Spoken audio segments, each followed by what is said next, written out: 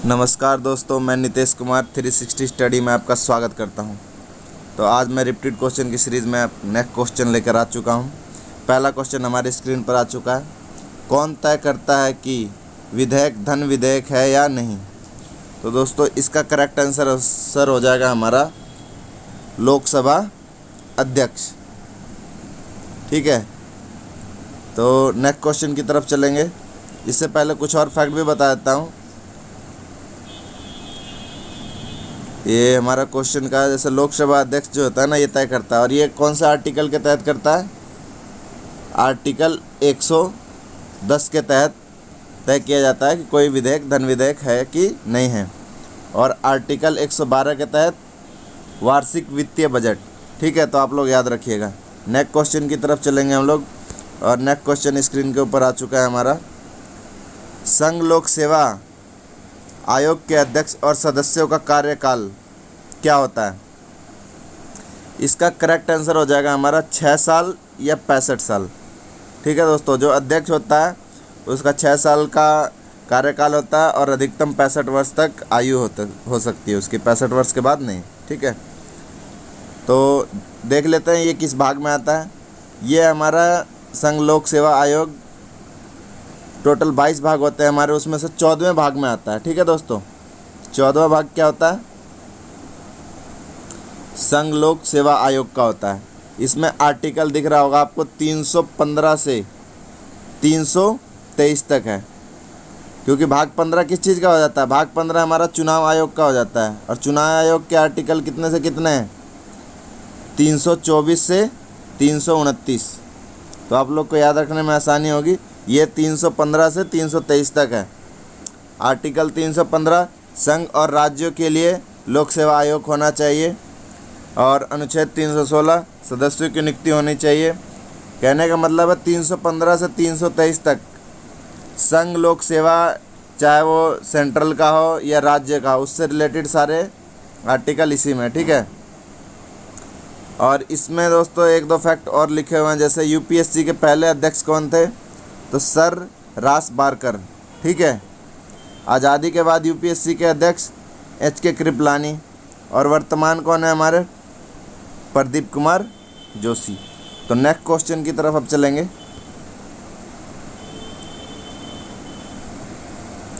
भारतीय संविधान की चौथी अनुसूची निम्नलिखित में से किस विषय से संबंधित है? दोस्तों चौथी अनुसूची जो हमारी है राज्यों में, राज्यसभा में राज्य और केंद्र शासित प्रदेशों में सीटों का आवंटन से रिलेटेड है। ठीक है, टोटल आप लोग को बता दूं हमारी अनुसूचियाँ 12 हैं। तो इसके लिए डिटेल मैंने नीचे मेंशन कर रखी है। ठीक है, एक एक पे बात करेंगे। पहली अनुसूची हमारा क्या है? उसमें राज्यों के नाम और क्षेत्र का अधिकार है कि हमारे कौन कौन से राज्य होंगे। केंद्र शासित प्रदेश और उनकी सीमाएं हैं पहली अनुसूची के अंदर ही। दूसरी अनुसूची में क्या होता है? जितने भी हमारे जो राष्ट्रपति हैं, प्रधानमंत्री है, जितने भी अध्यक्ष हैं, न्यायालय हैं, इन सब के सैलरी से रिलेटेड सारे विशेषाधिकार भत्ते इसमें दूसरी अनुसूची में। तो आप लोग याद रखिएगा। और तीसरी अनुसूची किससे रिलेटेड है? शपथ से। ठीक है, कि जो भी अधिकारी हैं इन सबको शपथ की आवश्यकता होगी, शपथ लेना अनिवार्य है। और चौथी मैंने अभी बताया, केंद्र और राज्य के बीच सीटों का आवंटन से। पांचवी अनुसूची ST/SC आरक्षण से रिलेटेड है। ठीक है, और छठी असम, मेघालय, त्रिपुरा और मिजोरम राज्यों में जो जनजाति थी उनके प्रावधान से रिलेटेड है।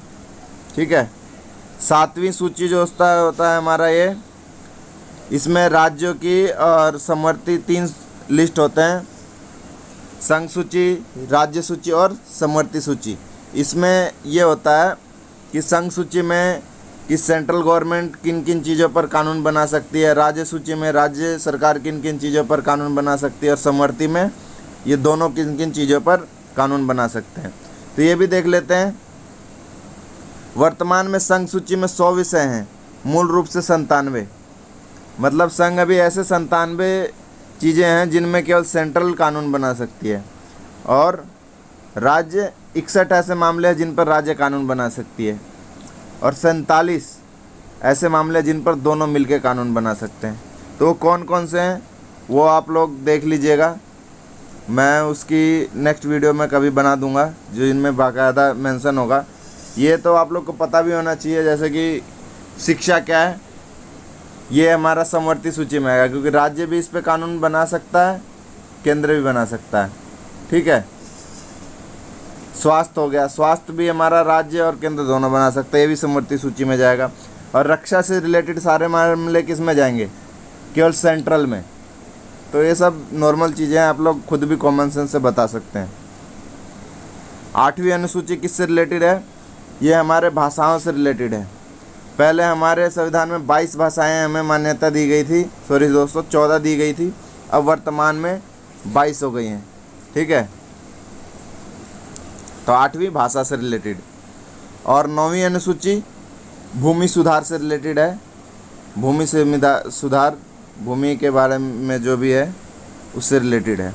और 10वीं दल बदल कानून, जैसे कि कोई नेता आज बीजेपी में कल कांग्रेस में जाएगा, ये अचानक पार्टी ना बदले, इसके लिए ये प्रावधान बनाए गए हैं, वो सारे नियम कानून इसमें दिए गए हैं, और ये 52वां संविधान संशोधन द्वारा किया गया था। 11वीं अनुसूची पंचायतों की शक्तियों से पंचायतों के विशेषाधिकार से संबंधित है, और ये 73वां संविधान संशोधन था, ठीक है दोस्तों। ये मेरे ख्याल से 1992 में किया गया था, 73वां, हाँ लिखा भी हुआ है 1992 में। 12वीं अनुसूची और ये लास्ट अनुसूची है हमारा नगरपालिकाओं की शक्तियों। 11वीं पंचायत, 12वीं नगरपालिका, ये भी 1992 में हुआ था, और 74वां संविधान संशोधन, तो आप लोग याद रखिएगा। नेक्स्ट क्वेश्चन की तरफ चलेंगे अब हम लोग। केंद्रीय प्रदूषण नियंत्रण बोर्ड के अध्यक्ष कौन होते हैं दोस्तों? केंद्रीय का मतलब है संघ, और संघ का मतलब है, अब ये प्रदूषण का मामला तो सीधा सीधा आंसर हमें दिख रहा, पर्यावरण मंत्री हो सकता और कोई नहीं हो सकता। अध्यक्ष किसी चीज़ का कौन होगा, उससे रिलेटेड ही होगा ना, तो हमारा आंसर क्या हो जाएगा, पर्यावरण मंत्री। नेक्स्ट क्वेश्चन स्क्रीन के ऊपर आ गया है। राष्ट्रपति के महाभियोग की पहल की जा सकती है, कहाँ की जा सकती है दोस्तों? संसद के किसी भी सदन में राष्ट्रपति के महाभियोग की पहल की जा सकती है, और इस पे आरोप सिद्ध करने के लिए कम से कम संसद का 2/3 आदमी पक्ष में हो, जब भी आप महाभियोग चला सकते हैं, नहीं तो नहीं चला सकते, ठीक है। और जब राष्ट्रपति की बात हुई है तो इनके आर्टिकल देख लेते हैं। राष्ट्रपति के आर्टिकल 51, 52 से स्टार्ट होता है कि भारत में राष्ट्रपति होंगे। 53 भारत राष्ट्रपति की कार्यकारी शक्ति होगी। 54 चुनाव होगा, चुनाव की प्रक्रिया होगी, चुनाव का मैनर 55 पे है। 56 इसकी अवधि होगी, कितने साल अवधि पर विराजमान रहेंगे। 57 पात्रता होगी, ठीक है। 58 इनके लिए योग्यता क्या क्या चाहिए राष्ट्रपति बनने के लिए, वो मेंशन है। 59 में राष्ट्रपति के कार्यालय की शर्तें होंगी। और 60 क्या है, शपथ से रिलेटेड है राष्ट्रपति के। और 61 महाभियोग की प्रक्रिया, जिससे हटाया जा सकता है, जो क्वेश्चन में था 2/3 आदमी इनके हटाने के पक्ष में हो संसद का जब, ठीक है। और क्या है हमारा, राष्ट्रपति के पद रिक्त करने के लिए यह हमारा 62 है, ठीक है। और इसमें दोस्तों एक दो चीज़ और इम्पोर्टेंट है, जैसे कि 74वां आर्टिकल, जो मंत्री परिषद है वो सलाहकार रहेगा राष्ट्रपति का, ठीक है। कोई भी राष्ट्रपति को कुछ भी सहायता चाहिए होगी तो मंत्री परिषद पूरा का पूरा उनको सलाह देगा, ठीक है। और 76 किस चीज़ से है, अटॉर्नी जनरल से है, भारत के attorney general of India, article 76। और 78 आर्टिकल किससे रिलेटेड है दोस्तों? प्रधानमंत्री जो है ना, आर्टिकल 78, प्रधानमंत्री कोई भी बिल या कुछ भी प्रस्ताव लेके आने से पहले ही राष्ट्रपति को बता देगा। पहले ही बताना होता है प्रधानमंत्री को कि हम ये बिल लेके आ रहे हैं, पार्लियामेंट में लाने से पहले। तो आर्टिकल 78 के तहत, ठीक है। और एक आर्टिकल आप लोग को काफ़ी बार एग्जाम में पूछा जाता है, 1, 2, 3 अध्यादेश जारी करना। तो ये सारे आर्टिकल आप लोग याद रखिएगा। और 72 आपको बताया था कि राष्ट्रपति के पास ये पावर होती है कि वो किसी भी व्यक्ति की कोई भी सज़ा माफ़ कर सकता है, चाहे वो मृत्युदंड की ही हो। ठीक है, कुछ भी सज़ा हो किसी भी व्यक्ति को राष्ट्रपति चाहे तो समाधान दे सकता है आर्टिकल 72 के तहत। तो आप लोग को याद रखना है। नेक्स्ट क्वेश्चन हमारे स्क्रीन के ऊपर आ चुका है। प्रत्येक पंचायत का कार्यकाल किस तिथि से 5 वर्ष के लिए होगा? दोस्तों, जब भी पंचायत की बात करें तो पंचायत का कार्यकाल कब स्टार्ट होता है? जब उसकी पहली बैठक स्टार्ट होती है ना, तब से स्टार्ट होता है। तो आप लोग ये याद रखिएगा, पहली बैठक से उसका कार्यकाल स्टार्ट हो जाता है। नेक्स्ट क्वेश्चन की तरफ। और इससे पहले कुछ नोट्स दिए हुए हैं, ये देख लेंगे हम लोग। पंचायत का कार्यकाल कितने वर्ष का होता है? 5 साल का होता है। और अनुसूची कौन सी होती है? पंचायत की 11वीं अनुसूची होती है। 73वां संविधान संशोधन, यह भी बताया था आप लोगों को। आर्टिकल की बात करें तो पंचायती राज्य के आर्टिकल 243 ई से संबंधित है। ठीक है, ई से ओ तक है शायद। ठीक है, ये सब याद रखिएगा आप लोग। 73वां संविधान संशोधन ये बता दिया। 1992 अभी पीछे भी बताया था मैंने। 243 ए से 243 ओ तक है दोस्तों। ठीक है, पंचायती राज का। और ये अगर भाग की बात करें तो कौन से भाग में है? भाग 9 में। और अनुसूची 11। तो आप लोग याद रखिएगा, भाग 9 पंचायती से रिलेटेड है और अनुसूची 11 भी पंचायती राज से रिलेटेड है। अनुसूची टोटल हमारी 12 होती है। अनुसूचियों की संख्या कितनी है? 12। और भाग कितने हैं हमारे? 22। और आर्टिकल कितने हैं? आर्टिकल 395 हैं। तो ये याद रखना सब चीज़। ठीक है, भारतीय संविधान की 11वीं अनुसूची किससे संबंधित है? ये अभी बताया था, पंचायती राज से संबंधित है। नागरिकता किससे संबंधित है? नागरिकता हमारा सेकंड भाग है। ठीक है, सेकंड भाग है। और पहला क्या है? संघ और राज्य है। ठीक है, केंद्र राज्य संबंध किससे रिलेटेड है दोस्तों? ये शायद हमारा 12वां भाग है। तो एक बार कुछ चलो स्टार्ट करते हैं। ठीक है, 12वां भाग है केंद्र राज्य से संबंधित। और 10वां भाग किससे रिलेटेड है? 10वां भाग, जो भाग टोटल 22 होते हैं, तो 10वां भाग किससे रिलेटेड है हमारा? ST SC आरक्षण से। ठीक है, और 9वां पंचायती से बता दिया था। 5वां, एक बार शुरू से मैं आप लोग को सारी डिटेल क्लियर कर देता हूँ। भाग 1 किससे रिलेटेड है? राज्य एवं उसकी सीमाएं, राज्य केंद्र की सीमाएं। ठीक है, कि क्या क्या इसके क्षेत्र हैं, इसमें कौन से राज्य आएंगे। और इसके अंदर आर्टिकल कितने हैं? आर्टिकल 1 से 4 तक है। भाग सेकंड किससे रिलेटेड है? भाग सेकंड नागरिकता से रिलेटेड है, नागरिकता। ठीक है, आर्टिकल 5 से 11। भाग थर्ड किससे रिलेटेड है? मौलिक अधिकार, मौलिक अधिकार। ये मेन मैं पॉइंट बता दे रहा हूँ जो एग्ज़ाम में ज़्यादातर पूछे जाते हैं। ये आर्टिकल 12 से 35 है।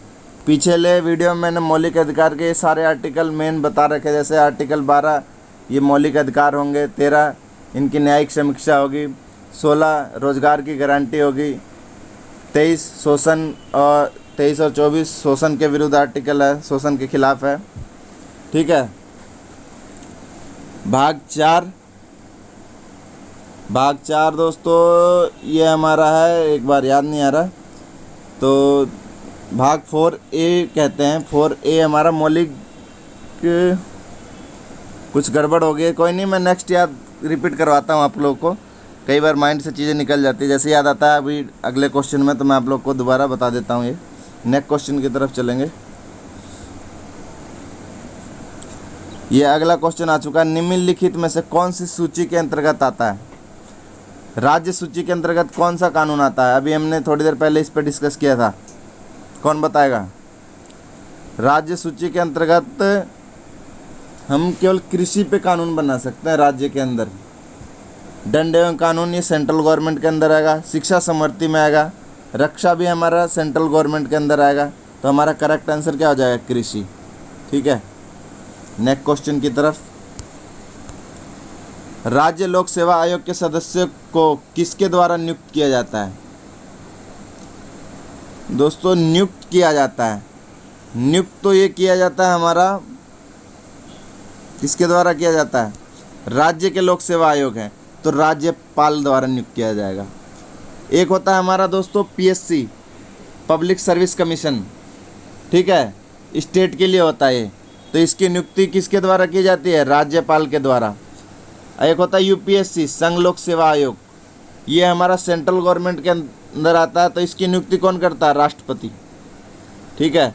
तो ये आप लोग याद रखिएगा। और इससे पहले अभी हमने इसका डिस्कस किया था, भाग 14 के अंदर आते हैं ये, ठीक है, भाग 14 के अंदर इसके बारे में है। और आर्टिकल 315 से 323 तक इसकी सारी डिटेल है।